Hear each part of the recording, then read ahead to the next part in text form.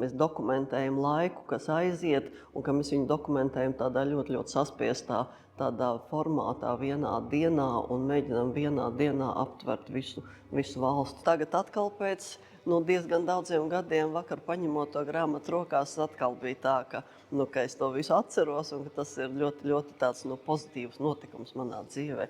Brīnišķīgs hobijs jau pēdējos 11 gadus mēs ar vīru dejojam balles dejas un dejojam Lindy Hop. Tas, ko es negribētu ieraudzīt 2027. gada fotogrāfijā, ir mana uzkumpusī mugura, kādu es viņu redzēju tajā 87. gada bildē.